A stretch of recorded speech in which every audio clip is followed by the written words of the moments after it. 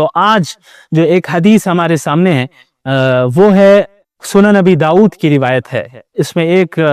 فتنے کے متعلق آپ صلی اللہ علیہ وسلم نے ذکر کیا اور ایک پیشن گوئی فرمائی ہے، اور وہ پیشن گوئی آج صحیح ثابت ہو چکی ہے. یہ ہمارے زمانے کے لیے ہی ہے، اور کس وجہ سے وہ فتنہ ظاہر ہو رہا ہے، وہ کیوں ظاہر ہو رہا ہے، وہ وجہ بھی آپ صلی اللہ علیہ وسلم نے بتائی ہے، اور ہمارے لیے اس میں سبق بھی ہے کہ اگر ہم اسے ٹھیک کر لیں تو ہم اس فتنے سے محفوظ ہو جائیں گے. تو وہ روایت سنن نبی داؤد کی روایت ہے، حدیث نمبر 4297 ہے. حضرت ثوبان رضی اللہ عنہ فرماتے ہیں کہ قال رسول اللہ صلی اللہ علیہ وسلم یوشک الامم ان تداعى علیکم کما تداعى الاکلۃ الى قصعتها فقال قائل ومن قلة نحن یومئذ. آپ صلی اللہ علیہ وسلم نے فرمایا کہ وہ زمانہ قریب ہے کہ تمام قومیں، تمام امتیں، یعنی اسلام دشمن امتیں، سب ایک دوسرے کو اس طرح تم پر ٹوٹ پڑنے کے لیے دعوت دیں جس طرح کھانے والے ایک برتن کی طرف تمام لوگوں کو دعوت دیتے ہیں. یعنی ایک برتن ہے، ایک پلیٹ ہے، اس میں کھانا ہے، تو اسے کھانا کھانے کے لیے لوگ ایک دوسرے کو دعوت دیتے ہیں کہ آپ بھی آئیے، آپ بھی آئیے، اور چاروں طرف سے لوگ بیٹھ جاتے ہیں اور اس پلیٹ پر، اس کھانے پر چاروں طرف سے حملہ کیا جاتا ہے. تو وہ زمانہ قریب ہے کہ جس طرح لوگ ایک دوسرے کو کھانے کی لگن کی طرف یا برتن کی طرف دعوت دیتے ہیں اور چاروں طرف سے بیٹھ کر حملہ کرتے ہیں اس کھانے پر اور کھاتے ہیں، وہ زمانہ قریب ہے کہ لوگ اسی طرح، اور تمام امتیں اس امت کو مٹانے کے لیے، اس امت کو ختم کرنے کے لیے، اس امت کو ذلیل اور رسوا کرنے کے لیے، اس امت کو مغلوب کرنے کے لیے ایک دوسرے کو یہ قومیں اور یہ امتیں دعوت دیں گی کہ آئیں اور سب مل کر ہم اسلام پر حملہ کریں اور مسلمانوں پر حملہ کریں. یہ زمانہ قریب ہے. تو صحابہ کرام میں سے کسی نے عرض کیا کہ وَمِن قِلَّةٍ نَحْنُ يَوْمَئِذٍ، کیا اس دن ہماری تعداد اتنی کم ہوگی، اس وجہ سے ایسا ہوگا؟ تو آپ صلی اللہ علیہ وسلم نے فرمایا کہ قال بل انتم یومئذ کثیر، نہیں بلکہ تم اس دن بہت زیادہ ہوگے، بڑی تعداد ہوگی تمہاری. اس حدیث پر غور کیجئے، یہ آج ہی کے زمانے کے متعلق ہے. آج ہماری تعداد کم ہے؟ نہیں، صحابہ کرام کے دور میں تو مسلمانوں کی تعداد کم تھی. آج کیا ہماری تعداد کم ہے؟ ہرگز تعداد کم نہیں ہے. اور کیا آج یہی حال نہیں ہے کہ تمام قومیں اور تمام امتیں اس اسلام پر اور مسلمانوں پر آج ٹوٹ پڑی؟ پوری دنیا آج اسلام پر حملہ کر رہی ہے، پوری دنیا آج مسلمانوں کو ذلیل اور رسوا کرنے کے پر تلی ہوئی ہے. پوری دنیا میں اسلام اور مسلمانوں کو صرف بدنام کیا جاتا ہے. کبھی انہیں ٹیررسٹ کہہ دیا جاتا ہے، کبھی ایکسٹریمسٹ کہہ دیا جاتا ہے، کبھی کہہ دیا جاتا ہے کہ یہ بیکورڈ ہے، کبھی کچھ کہہ دیا جاتا ہے، کبھی کچھ کہہ دیا جاتا ہے، کبھی داڑھی پر اعتراض ہوتا ہے، کبھی حجاب پر اعتراض ہوتا ہے، کبھی طلاق کے مسئلے پر اعتراض ہوتا ہے، کبھی دیگر مسائل پر اعتراض ہوتا ہے. تو یہ آج کا دور ہے کہ جب پوری دنیا آج اسلام اور مسلمانوں کے خلاف کام کر رہی ہے، اور بالکل اسی طرح پوری دنیا اسلام پر ٹوٹ پڑی ہے جس طرح کھانے والے چاروں طرف سے برتن پر ٹوٹ پڑتے ہیں. تو صحابہ کرام نے عرض کیا کہ کسی نے سوال کیا اللہ کے نبی صلی اللہ علیہ وسلم سے، کیا ہماری تعداد اس دن اتنی کم ہوگی، اس وجہ سے ایسا ہوگا؟ تو آپ صلی اللہ علیہ وسلم نے فرمایا کہ نہیں، تمہاری تعداد بہت زیادہ ہوگی. اور آج ہماری تعداد کتنی زیادہ ہے؟ فاسٹسٹ گروئنگ ریلیجن اگر کوئی ہے تو وہ اسلام ہے. سب سے تیزی سے کے ساتھ جو مذہب پھیل رہا ہے پوری دنیا میں وہ اسلام ہے. ہمارے ہاں تعداد کی کمی نہیں ہے، لیکن آپ صلی اللہ علیہ وسلم نے آگے کیا فرمایا، اس پر غور کیجئے. وَلَكِنَّكُمْ غُثَاءٌ كَغُثَاءِ السَّيْلِ، لیکن تمہاری تعداد تو بہت زیادہ ہوگی لیکن تم سیلاب کے کوڑے کرکٹ کی طرح ہوگے. جب کوئی سیلاب آتا ہے تو ساتھ میں کوڑے کرکٹ کو بھی لیتا آتا ہے، تو اس کوڑے کرکٹ کی کوئی حیثیت اور اہمیت نہیں ہوتی، وہ بے جان چیز ہوتی ہے، بے وزن چیز ہوتی ہے، اس سے کوئی نفع نہیں پہنچ سکتا. تو لہٰذا آپ صلی اللہ علیہ وسلم نے فرمایا کہ تم بھی اسی طرح ہو گئے ہوگے. یعنی تمہاری حیثیت نہ اللہ کے نزدیک کچھ ہوگی، نہ ہی دنیا والوں کے نزدیک تمہاری کوئی حیثیت ہوگی. اور آپ صلی اللہ علیہ وسلم نے فرمایا وَلَيَنزِعَنَّ اللَّهُ مِن صُدُورِ عَدُوِّكُمُ الْمَهَابَةَ مِنْكُمْ، اور اللہ تعالیٰ تمہارے دشمنوں کے دلوں سے تمہارا خوف، تمہارا رعب اور تمہاری ہیبت کو نکال دے گا. یعنی دشمن تم سے ڈریں گے نہیں. اور آج یہی حال ہے، پوری دنیا کو اسلام سے کوئی ڈر تھوڑی ہے، کیونکہ ہمارے پاس کچھ ہے ہی نہیں. جب تک خلافت عثمانیہ کا قیام تھا تو پھر بھی بہرحال ایک ڈر تھا، اگرچہ وہ خلافت عثمانیہ خلافت راشدہ نہیں تھی، وہ خلافت اگرچہ ملوکیت تھی، لیکن اس کے باوجود خلافت کا ایک ڈھانچہ کھڑا تھا، اور اس ڈھانچے سے ہی پوری دنیا کو تکلیف تھی، اور اس ڈھانچے سے ہی پوری دنیا بہرحال ڈرتی تھی۔ تو سازش کی گئی اور اس کے بعد خلافت عثمانیہ کو ختم کیا گیا۔ زیادہ دن نہیں ہوئے، ابھی 100 سال بھی نہیں ہوئے، تو خلافت عثمانیہ کو ختم کیا گیا، اور خلافت عثمانیہ کے ختم ہونے کے بعد سب سے زیادہ مسلمان پوری دنیا میں ذلیل ہوئے۔ اتنی ذلت پوری تاریخ میں مسلمانوں کو نہیں ہوئی، اتنا نقصان جتنا خلافت عثمانیہ کے زوال کے بعد ہوا، جو ابھی 100 سال بھی نہیں ہوئے اس کے یعنی سقوط کو، مسلمانوں کو جتنا نقصان ہوا اتنا پہلے پچھلی تاریخ میں نہیں ہوا۔ تو اس حدیث کو پڑھ کر ایسا معلوم ہوتا ہے کہ گویا شاید اسی صدی کے لیے آپ صلی اللہ علیہ وسلم نے فرمایا۔ ظاہر سی بات ہے کہ اس وقت آپ صلی اللہ علیہ وسلم اس حدیث کو ارشاد فرما رہے ہیں جب اسلام عروج پر تھا، صحابہ کرام اور مسلمانوں نے اس دین کے لیے تمام چیزوں کی قربانی دی، جان کی بھی اور مال کی بھی۔ اب اس حدیث کو پہلے مکمل کرتے ہیں۔ آپ صلی اللہ علیہ وسلم نے فرمایا کہ تمہارے دشمنوں کے دلوں سے اللہ تعالیٰ تمہارا خوف، رعب اور ہیبت کو نکال دے گا۔ آج یہی صورتحال ہے۔ اس کے بعد آپ صلی اللہ علیہ وسلم نے فرمایا وَلَيَغْذِفَنَّ اللَّهُ فِي قُلُوبِكُمُ الْوَهْنَ، اور اللہ تعالیٰ تمہارے دلوں میں وہن ڈال دے گا۔ فَقَالَ قَائِلٌ يَا رَسُولَ اللَّهِ وَمَا الْوَهْنُ، تو پوچھنے والے نے سوال کیا کہ یا رسول اللہ وہن کا مطلب کیا ہے؟ آپ صلی اللہ علیہ وسلم نے فرمایا کہ حب الدنیا وکراہیت الموت، یعنی دنیا کی محبت اور موت کا ڈر۔ جڑ کی طرف اشارہ کیا، جو اصل وجہ ہے اس کی طرف اشارہ کر دیا۔ اب آپ دیکھ لیں ہمارے اندر کتنا آج موت کا ڈر ہے اور دنیا کی کتنی محبت ہے۔ اچھا، کس سے آپ صلی اللہ علیہ وسلم ارشاد فرما رہے؟ صحابہ کرام سے۔ ظاہر سی بات ہے صحابہ کرام کے اندر یہ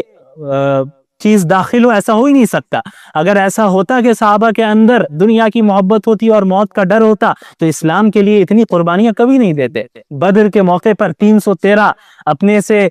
3 گنا زیادہ طاقت کے سامنے کبھی نہیں جاتے، لیکن وہ گئے کیونکہ ان کے اندر موت کا ڈر نہیں تھا، اس کے علاوہ دنیا کی محبت نہیں تھی۔ کبھی انہوں نے ہجرت کی اور اپنے گھر کو، اپنے اہل و عیال کو اور اپنے مال اور جائیداد کو مکہ میں چھوڑ دیا اور پھر ہجرت کر کے آئے۔ تو اس وقت آپ صلی اللہ علیہ وسلم یہ بات ارشاد فرما رہے کہ جب یہ چیز واقع نہیں ہوئی تھی، اور ممکن ہے کہ کئی صدی بعد، بلکہ حقیقت ہے کہ کئی صدی بعد یہ چیز واقع ہوئی۔ جس طرح پوری امت پر، یعنی اس امت مسلمہ پر پوری دنیا ٹوٹ پڑی ہے، یہ چیز بعد میں واقع ہوئی۔ شروع میں تو اسلام کا عروج تھا، بالکل عروج تھا، تو آپ صلی اللہ علیہ وسلم نے پیشن گوئی فرمائی۔ تو صحابہ کو یقیناً تعجب ہوا کہ ایسا کیسے ہو جائے گا کہ ہمارے اندر یہ بیماری تو ظاہر سی بات ہے نہیں آ سکتی، صحابہ کرام کے اندر تو یہ بیماری نہیں آ سکتی۔ تو انہیں یہ چیز، اس چیز نے سوچ میں ڈالا کہ آخر کیا وجہ ہو سکتی ہے۔ یعنی یہ تو ان کو یقین تھا کہ آپ صلی اللہ علیہ وسلم جو فرما رہے یہ تو ہونا ہے، لیکن وہ یہ سوچنے لگے کہ آخر وجہ کیا ہوگی، ایسا کیوں ہوگا، کیونکہ اب تک تو اللہ ہماری مدد کر رہا ہے، ہم نے اللہ کے لیے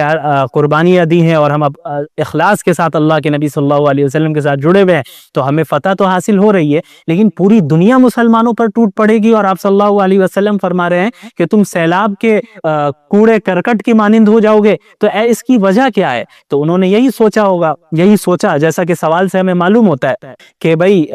باطنی خرابی مسلمانوں کے اندر ہو، یہ تو ہم تصور نہیں کریں گے، لیکن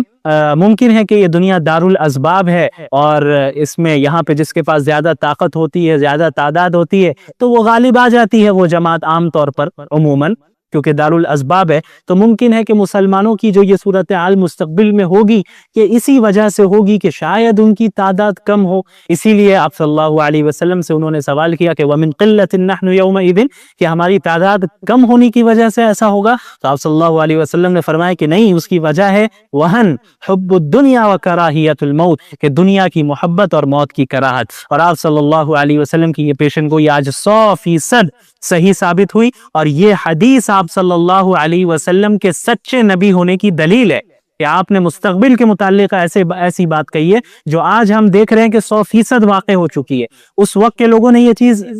اس چیز کو انہوں نے نہیں دیکھا، انہوں نے تو عروج کو دیکھا تھا، لیکن آج ہم 15ویں صدی میں دیکھ رہے ہیں کہ ہماری کیا حالت ہے، کہ ہمارے اندر یہ 2 بیماری ہے کہ دنیا کی محبت ہے اور موت کا ڈر ہے۔ ہم حق کو سپورٹ کرنے سے ڈرتے ہیں، حق کے لیے آواز اٹھانے سے ڈرتے ہیں، ظلم کے خلاف، باطل کے خلاف آواز اٹھانے سے ڈرتے ہیں۔ کیوں ڈرتے ہیں؟ اسی بات کا ڈر ہے کہ اگر ہم حق کی بات کریں گے تو ہمیں جیل بھیج دیا جائے گا، حق کی بات کریں گے تو ہمارے خلاف کیسز چلیں گے، حق کی بات کریں گے تو ہماری تجارت کو، بزنس کو بند کر دیا جائے گا، حق کی بات کریں گے تو ہمارے گھر والوں کو تکلیف پہنچائی جائے گی۔ تو یہی تو حب الدنیا ہے، دنیا کی محبت تو اسی کو کہتے ہیں۔ اگر ہم حق کا ساتھ دیں گے تو ہمارے اوپر دہشت گردی کا الزام لگایا جا سکتا ہے، ایکسٹریمزم کا الزام لگایا جا سکتا ہے، بہت کچھ کیا جا سکتا ہے، تو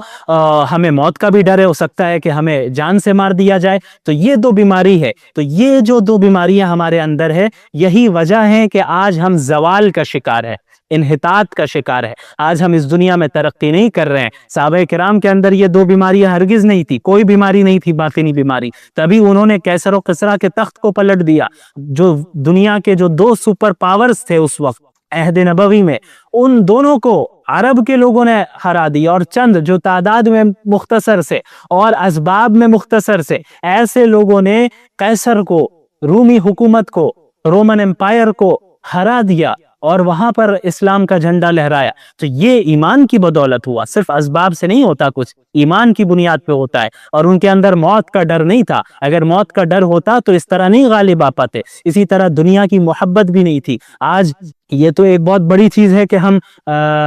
حق اور باطل کے لیے کھڑے ہوں، یعنی حق کے لیے کھڑے ہوں اور باطل کے خلاف کھڑے ہوں، یہ تو ایک بہت بڑی چیز ہے۔ ہمارا جو معاشرہ ہے اپنا، اس میں اگر کوئی منکر کام ہوتا ہے، اس میں اگر کوئی گناہ کا کام ہوتا ہے تو ہم تو اس کے خلاف بھی نہیں اٹھتے۔ آپ دیکھ لیں، اچھے سے اچھے دیندار شخص ہے، اگر انہیں کوئی ایسی شادی کی دعوت دی جائے، ایسی شادی میں بلایا جائے جہاں غیر شرعی رسم و رواج ہے، تو وہ ضرور شریک ہو جاتا ہے۔ آپ صلی اللہ علیہ وسلم نے مستقبل کے متعلق جو پیشن گوئیاں فرمائی ہیں، ان میں وہ جنگیں بھی شامل ہیں جو مسلمانوں اور مشرکین کے درمیان ہوں گی، اور وہ جنگیں بھی شامل ہیں جو مسلمانوں کے ہی درمیان آپس میں ہی جنگیں پاسٹ میں ہوئی ہیں۔ تو اسی کے متعلق انہی جنگوں میں سے، جو مسلمانوں کے درمیان جو جنگیں ہوئی ہیں، انہی جنگوں میں سے ایک، اس کے متعلق آپ صلی اللہ علیہ وسلم نے پہلے ہی پیشن گوئی فرما دی۔ آپ صلی اللہ علیہ وسلم نے فرمایا کہ لا تقوم الساعة حتى تقتتل فئتان عظیمتان تكون بینہما مختلة عظیمہ ودعواہما واحدہ، کہ قیامت اس وقت تک قائم نہیں ہوگی جب تک کہ دو بڑے گروہ، دو بڑی جماعتیں آپس میں لڑ نہ لیں، اور ان کے درمیان زبردست لڑائی ہوگی، زبردست خون ریزی ہوگی۔ وَدَعْوَاهُمَا وَاحِدَةٌ، حالانکہ ان کا دعویٰ، دونوں کا دعویٰ ایک ہوگا، یعنی دونوں کا دعویٰ ایک ہوگا، دونوں مسلمان ہوں گے، دونوں اسلام میں شامل ہوں گے، داخل ہوں گے، اور دونوں اللہ کو ماننے والے، رسول اللہ پر ایمان لانے والے ہوں گے، لیکن ان کے درمیان زبردست جنگ ہوگی۔ اس حدیث سے ثابت ہوتا ہے، یہ حدیث صحیح بخاری کی ہے جو میں نے ابھی آپ کے سامنے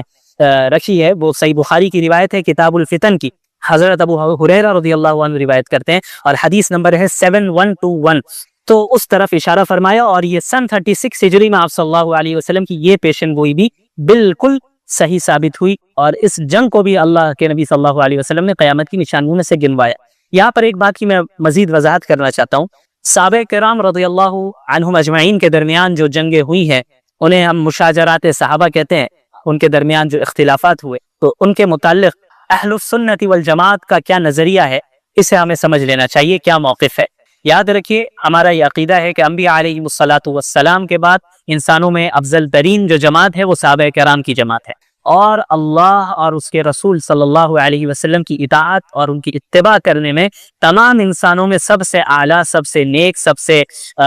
تیزی کرنے والے اتباع کرنے میں صحابہ کرام ہی ہے، خیر میں سبقت لے جانے والے صحابہ کرام ہی ہے، اور انہی کی خدمات کا نتیجہ ہے کہ دین آج ہم تک پہنچا ہے، اور انہی کی قربانیوں کا نتیجہ ہے کہ اللہ تعالیٰ نے اس دین کو غلبہ عطا کیا۔ تو صحابہ کرام کے درمیان جو کچھ بھی اختلافات ہوئے، جو کچھ بھی جنگیں ہوئی ہیں، ان کے متعلق اہل السنت والجماعت کا یہ متفقہ موقف ہے کہ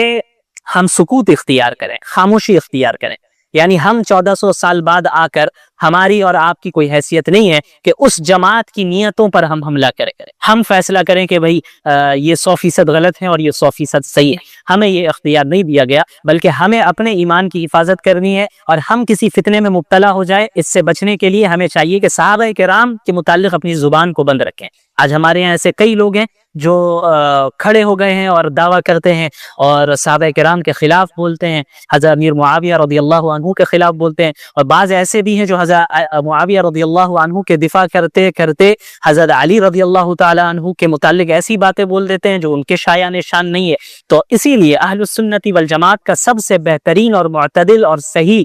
موقف یہی ہے کہ ہم خاموشی اختیار کریں، کہ ہم لب کشائی نہ کریں، چپ رہیں. کیونکہ یہ جتنے حضرات ہیں یہ مجتہد تھے. حضرت معاویہ رضی اللہ عنہ ان کا بھی ایک مقام ہے، وہ بھی مجتہد تھے. حضرت علی رضی اللہ تعالی عنہ ان کے مقام سے کون واقف نہیں ہے، ان کے فضائل سے کون واقف نہیں ہے، وہ بھی مجتہد ہیں. اور آپ صلی اللہ علیہ وسلم نے فرمایا ہے، یہ صحیح بخاری کی روایت ہے کتاب الاعتصام بالکتاب والسنہ میں،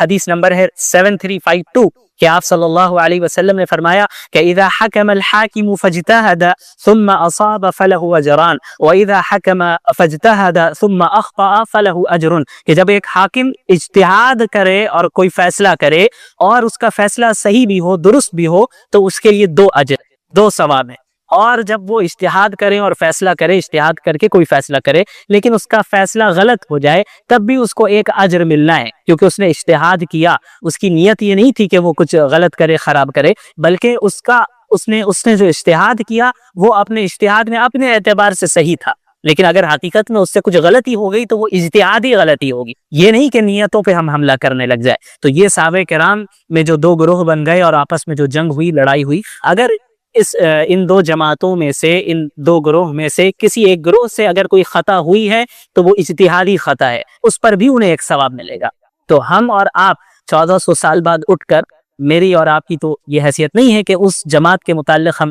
ان پر اعتراض کریں، ان کی نیتوں پہ حملہ کریں. ایسے بھی لوگ ہیں جو علیاذ باللہ کھڑے ہو کر بعض صحابہ کرام کو منافق کہہ رہے ہیں. یہ بات کیسے صحیح ہو سکتی ہے جبکہ اللہ کے نبی صلی اللہ علیہ وسلم نے حضرت حسن رضی اللہ تعالیٰ عنہ کے متعلق فرمایا، صحیح بخاری کی روایت ہے کتاب الصلح 2704 حدیث نمبر ہے، کہ ان ابنی ھذا سید ولعل اللہ ان یصلح بین فئتین عظیمتین من المسلمین، کہ یہ میرا بیٹا حسن یہ سید ہے، سردار ہے، اور اللہ تعالیٰ سے امید ہے کہ میرے اس بیٹے کے ذریعے اللہ تعالیٰ مسلمانوں کے 2 بڑے گروہ کے درمیان صلح کروائے گا. اور پھر ایسا ہی ہوا. جب آپ تاریخ کا مطالعہ کریں گے تو آپ کو معلوم ہوگا کہ حضرت علی رضی اللہ عنہ کے انتقال کی شہادت کے بعد حضرت حسن کے ہاتھوں پر مسلمانوں نے بیعت کی، اور وہ 2 گروہ اسی طرح قائم رہے. حضرت معاویہ رضی اللہ عنہ کا جو گروہ ہے وہ بھی اسی طرح قائم رہا. یہاں حضرت علی کی شہادت ہوئی تو اس کے بعد خلیفہ مقرر کیے گئے حضرت حسن، لیکن حضرت حسن رضی اللہ تعالی عنہ نے حضرت معاویہ سے صلح کر لی اور حضرت معاویہ کے ہاتھوں پر رضی اللہ عنہ کے ہاتھوں پر بیعت کر لی، اور اس طرح جو 2 گروہ بن گئے تھے مسلمانوں میں وہ ایک ہو گئے اور متحد ہو گئے، جس کی پیشن گوئی آپ صلی اللہ علیہ وسلم نے بہت پہلے کر دی تھی کہ اس بیٹے کے ذریعے، میرے اس بیٹے کے ذریعے اللہ تعالی مسلمانوں کے، من المسلمین، اس پہ غور کیجئے، مسلمانوں کے 2 بڑے گروہوں کے درمیان صلح کروا دے گا. تو اللہ کے نبی صلی اللہ علیہ وسلم دونوں گروہ کو مسلمان کہہ رہے ہیں، دونوں کو مسلمانوں میں شامل کر رہے ہیں. تو جن کے متعلق اللہ کے نبی صلی اللہ علیہ وسلم نے گواہی دے دی کہ وہ مسلمان ہیں، تو ہم 1400 سال بعد اٹھ کر ہم یہ کہیں علیاذ باللہ کہ نہیں ایک گروہ منافق تھا، تو یہ بدبختی کی علامت ہے. ہمیں اس سے دور رہنا چاہیے، اور خصوصاً عوام کو تو میں یہی کہنا چاہوں گا، جو عام مسلمان ہیں انہیں چاہیے کہ ان موضوعات سے، ان ٹاپکس سے دور رہے، ان چیزوں میں لگے جن سے آپ کا عملی فائدہ ہو، آپ کی زندگی میں کوئی فائدہ ہو، عمل میں کوئی فائدہ ہو، اس میں اضافہ ہو، آپ کی آخرت بنے. اس کے علاوہ اگر آپ ان مسائل میں الجھ گئے، ان ٹاپکس میں الجھ گئے اور خدا نہ خواستہ صحابہ کرام کے متعلق لب کشائی کرنے لگ گئے تو یہ بڑے خطرے کی بات ہے. ہو سکتا ہے جو بھی ایسا کرے اس کی آخرت جو ہے برباد ہو جائے. تو اس لیے ہمیں سکوت اختیار کرنا ہے. سکوت مطلب خاموشی اختیار کرنی ہے. اہل السنت والجماعت کا نظریہ ہے. یہ ایک مستقل الگ ٹاپک ہے، اس میں انشاءاللہ کبھی ہم تفصیل سے بات کریں گے مزید دلائل کی روشنی میں کہ اہل السنت والجماعت کا جو یہ نظریہ ہے یہی کیوں صحیح نظریہ ہے، اور دیگر جو نظریات ہیں، جو ایک طرفہ نظریات ہیں، وہ غلط کیوں ہیں. ہم دلائل کی روشنی میں بات کریں گے، لیکن اس ٹاپک کا اس سیریز سے کوئی خاص تعلق نہیں ہے، تو اس لیے ہم اس میں ڈیٹیل میں نہیں جائیں گے. بس ہمیں اس واقعے سے، اس حدیث سے اتنا بتانا مقصد ہے ہمارا کہ اس جنگ کے متعلق بھی آپ صلی اللہ علیہ وسلم نے جس طرح پیشن گوئی فرمائی تھی، ٹھیک اسی طرح یہ جنگ واقع ہوئی، اور اس جنگ کو بھی قیامت کی نشانیوں میں اللہ کے نبی صلی اللہ علیہ وسلم نے گنوایا. یہ علامت ظاہر، چاہے وہ قیامت کی علامات صغرا سے ان کا تعلق ہو یعنی چھوٹی علامتیں، یا پھر وہ قیامت کی بڑی علامتیں کیوں یعنی جنہیں ہم علامات کبریٰ کہیں. تو احادیث کا وہ پہلو جس میں آپ صلی اللہ علیہ وسلم نے قیامت کی نشانیوں کے متعلق بات کی، علامات کبریٰ کے متعلق بات کی، علامات صغریٰ کے متعلق بات کی، اور مختلف فتنوں کے متعلق بات کی۔ فتنہ کسے کہتے ہیں؟ فتنہ عربی زبان میں آزمائش کو، ٹرائل کو فتنہ بولتے ہیں۔ اس کا پلورل فارم جو ہے اس کی جمع ہے فتن، اسی لیے آپ نے سنا ہوگا کہ کتاب الفتن یعنی فتنوں کا باب کی کتاب، یعنی محدثین نے اپنی حدیث کی کتابوں میں ایک باب یہ بھی قائم کیا، ایک چیپٹر یہ قائم کیا، اس کا نام انہوں نے رکھا کہ کتاب الفتن یا باب الفتن یا کتاب والملاحم۔ ملحمہ کہتے ہیں بڑی جنگ، گریٹ وار کو ملحمہ، اور اس کا پلورل فارم ہے، اس کی جمع ہے ملاحم۔ تو کتاب الفتن والملاحم یا کتاب الفتن کہا جائے یا احادیث فتن کہا جائے تو اس سے مراد وہ احادیث ہیں جن میں آپ صلی اللہ علیہ وسلم نے مستقبل کے تعلق سے، فیوچر کے تعلق سے پیشن گوئیاں کی اور پریڈکشنز کی کہ یہ فتنے، یہ آزمائشیں وجود میں آئیں گی اور یہ علامتیں ظاہر۔ تو بہرحال اسے ہم کہتے ہیں احادیث فتن۔ اس کی بہت اہمیت ہے، خصوصاً آج کے دور میں جو ہم 15ویں صدی میں رہ رہے ہیں، اور ہم جانتے ہیں ہمارے ارد گرد بہت سے فرود میں آ چکے ہیں، اور جو دجالی فتنہ ہے اور دجالی فتنے ہیں ان کا بھی وجود ہو چکا ہے، اور اس طرح وجود ہو گیا ہے کہ وہ دجالی فتنے پوری دنیا میں پھیل گئے، اور اب بس انتظار ہے دجال کی شخصیت کے خروج کا، کہ اب بس اسی کا نکلنا باقی ہے۔ باقی آپ صلی اللہ علیہ وسلم نے قیامت کے متعلق جو چھوٹی نشانیاں بیان کی ہیں، جنہیں ہم علامات صغریٰ کہتے ہیں، تو چھوٹی نشانیوں میں ان کا شمار ہوتا ہے، انہیں ہم علامات صغریٰ کہتے ہیں۔ تو یہ علامات صغریٰ جو ہیں تقریباً 99% پوری ہو چکی آج کے 15ویں صدی میں ہے۔ ہم اگر پیچھے اپنے دیکھیں، پوری تاریخ کو دیکھیں اور آپ صلی اللہ علیہ وسلم کی احادیث کو پیش نظر رکھیں تو ہمیں معلوم ہوتا ہے کہ جو علامات صغریٰ ہیں، چھوٹی نشانیاں ہیں، وہ تقریباً 99% پور کی ہیں، اور 1% میں بڑے احتیاط کے ساتھ کہہ رہا ہوں کہ باقی ہیں۔ اس کے بعد پھر علامات کبریٰ کا یعنی آغاز ہے، اور علامات کبریٰ کے متعلق آپ لوگ جانتے ہی ہیں، جو 10 بڑی نشانیاں ہیں قیامت کے متعلق، 10 بڑی نشانیاں ہیں جن کے متعلق آپ صلی اللہ علیہ وسلم نے فرمایا ویسے ایک نشانی بھی آ گئی تو اس کے بعد پھر جلدی پیدر پہ دوسری نشانیاں بھی آنے لگیں۔ تو ان احادیث کے اس پہلو کے متعلق ہمیں ایک چیز اور جان لینا چاہیے کہ یہ جو احادیث ہیں، جب آپ صلی اللہ علیہ وسلم مستقبل کے متعلق پیشن گوئی فرمائی یا کسی علامت کے متعلق بات کی، تو ظاہر سی بات ہے کہ آپ صلی اللہ علیہ وسلم جب اس حدیث کو بیان فرما رہے تو اس وقت تو وہ فتنہ یا وہ علامت تو ظاہر نہیں ہوئی، ظاہر سی بات ہے وہ فیوچر کے متعلق پریڈکشن ہے، فیوچر کے متعلق پیشن گوئی تھی۔ تو بعد میں اس کا وجود آیا، یعنی اس کا وجود بعد میں۔ تو مثلا اگر اللہ کے نبی صلی اللہ علیہ وسلم کسی ایک نشانی کی طرف اشارہ کیا اور کسی ایک فرقے کی طرف اشارہ کیا، اور اس اشارہ کرنے کے بعد تقریباً چوتھی یا 5ویں صدی اس نشانی کا وجود ہوا یا اس فتنے کا وجود، تو ظاہر سی بات ہے کہ اس کے وجود سے پہلے جو زمانہ گزرا ہے اور جو علماء گزرے، انہوں نے اپنے زمانے کے اعتبار سے ان کے پاس جو قرآن و حدیث کا علم تھا اور جو بصیرت اللہ تعالیٰ نے انہیں عطا کی تھی، اس کے مطابق انہیں اس حدیث کی تشریح مطلب ایکسپلینیشن، اس حدیث کی ایکسپلینیشن، اس کی تشریح انہوں نے اپنے علم کے مطابق کی، حالانکہ وہ فتنہ یا وہ نشانی اس وقت تک ظاہر نہیں ہوئی، وہ نشانی ان کے زمانے میں نہیں آئی تھی، تو انہوں نے اپنے اعتبار سے تشریح کر لی۔ لیکن بعد میں جب اس کا وجود ہو گیا تب 100% ہمیں معلوم چل گیا کہ آپ صلی اللہ علیہ وسلم نے جو یہ بات ارشاد فرمائی تھی اس سے مراد یہی فتنہ ہے، اس سے مراد یہی نشانی ہے جو کہ ظاہری طور پہ ہمارے سامنے نظر آ رہی ہے۔ تو مثلا ایک آپ صلی اللہ علیہ وسلم نے کوئی نشانی بیان کی اور اس کا وجود کب ہو رہا ہے، اس فتنے کا وجود، نشانی کا وجود کب ہو رہا ہے، ظہور کب ہو رہا ہے، 5ویں صدی میں۔ تو ابھی 500 سال تک جن علماء نے ایکسپلینیشن اور تشریح کی انہوں نے اپنے اعتبار سے کی۔ تو ممکن ہے یہ ضروری نہیں ہے کہ 100% تو ان علماء نے وہی 100% اسی مطابق وہ فتنہ وجود میں آیا ہو، بلکہ وہ تبدیل ہو سکتا ہے، کیونکہ علماء نے اپنے علم کے اعتبار سے اس حدیث کو ایکسپلین کیا، لیکن جب اس فتنے کا وجود ہوا، جب اس نشانی کا ظہور ہوا، تبھی اسی وقت ہم سمجھ سکتے ہیں کہ اچھا ایگزیکٹ یہ مطلب تھا، ایگزیکٹ مطلب کیا تھا وہ اسی وقت پتہ چل سکتا ہے۔ اسی طرح ہم آج 15ویں صدی میں ہیں تو وہ نشانیاں جو 1400 سال میں اب تک ظاہر ہو چکی ہیں اور وہ فتنے جو وجود میں آ چکے ہیں کے متعلق تو کوئی دو رائے نہیں کہ آپ صلی اللہ علیہ وسلم نے پہلے ہی کوئی فرما دی تھی اور وہ چیزیں بالکل ظاہر ہو کی ہیں. ہم دیکھ رہے ہیں ماضی میں ظاہر وہ چیزیں اور آج یہ فطرہ وجود میں آ چکے. لیکن بہت سی نشانیاں ایسی ہیں جو ہمارے زمانے میں بھی آج 21 میں بھی ابھی ان کا وجود نہیں ہوا ہے, وہ نشانیاں نہیں آئی ہیں. جیسے اگزامپل کے طور پر آپ قیامت کی بڑی نشانیاں لے لیں تو قیامت کی جو بڑی نشانیاں ہیں وہ ظاہر سی بات ہے ہمارے زمانے میں ابھی ظاہر نہیں ہوئی, وہ ان فیوچر ہوگی, وہ نشانیاں ظاہر ہوں گی. تو ان احادیث کو علماء کرام اپنے زمانے کے اعتبار سے ایکسپلین کرتے ہیں, لہٰذا اس میں علماء کے درمیان اس کی ایکسپلینیشن میں کچھ تھوڑا بہت اختلاف ہو جاتا ہے. مثلا آپ نے سنا ہوگا بہت سے کہ یاجوج ماجوج کے متعلق جب بات ہوتی ہے تو بعض لوگ کہ نہیں یہ جو یورپین کنٹریز کے لوگ ہیں, یا بعض کہتے ہیں یہ جو چائنا کے رہنے والے یہی لوگ یاجوج ماجوج ہے, اور بعض کہتے ہیں کہ نہیں یہ صحیح معنی میں ایسے افراد ہیں جو ابھی بند ہیں اور وہ کہاں ہیں ہمیں نہیں معلوم. تو